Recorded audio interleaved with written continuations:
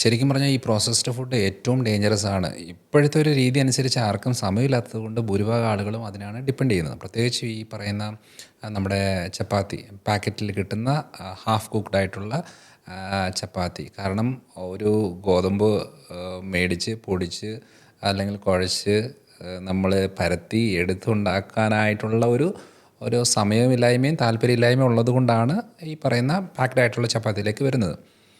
പക്ഷെ അങ്ങനെ വന്നു കഴിഞ്ഞാൽ അത് നമ്മൾ അന്നേരം ഉണ്ടാക്കി അന്നേരം ചെയ്യുന്ന പോലല്ല. ഇത് കുറച്ച് ദിവസം നിൽക്കേണ്ടതാണ്. അത് പല സ്ഥലങ്ങളിലായിട്ട് ട്രാവൽ ചെയ്യേണ്ടതാണ്. അപ്പം ബേക്കറിയിലായിക്കോട്ടെ പലയിടത്തായിട്ട് നിൽക്കേണ്ടതാണ്. അപ്പോൾ അതിൻ്റെ പേരിൽ ഒത്തിരി പ്രിസർവേറ്റീവ്സും കാര്യങ്ങളെല്ലാം ആഡാവും. അപ്പം ഈ പ്രിസർവേറ്റീവ്സ് നമ്മൾ ഒരു ദിവസം 2 ദിവസം കഴിക്കുന്ന പോലല്ല.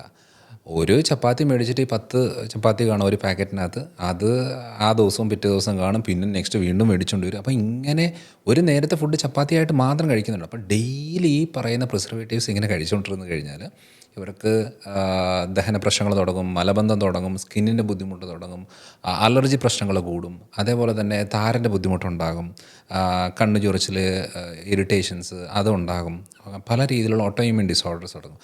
അതുകൊണ്ട് ചപ്പാത്തി ആയിക്കോട്ടെ എന്തും ആയിക്കോട്ടെ നമ്മൾ പ്രോസസ്ഡായിട്ട് പാക്ഡായിട്ട് നമ്മൾ മേടിച്ച് പെട്ടെന്ന് ഉണ്ടാക്കിയെടുക്കുന്ന രീതിയിലേക്കാണ് നമ്മൾ പോകുന്നത്. അതും കണ്ടിന്യൂസ് ആയിട്ടാണ് പോകുന്നത്, വല്ലപ്പോഴും കഴിക്കുന്ന പോലല്ല. കണ്ടിന്യൂസ് ആയിട്ട് അങ്ങനെയാണ് പോകുന്നതെങ്കിൽ ഉറപ്പായിട്ടും അത് ഹെൽത്ത് ഇഷ്യൂസ് ഉണ്ടാകും. അതിൻ്റെ ഒരു സിംറ്റംസ് നമുക്ക് കുട്ടികളിൽ നോക്കിയാൽ മനസ്സിലാവും.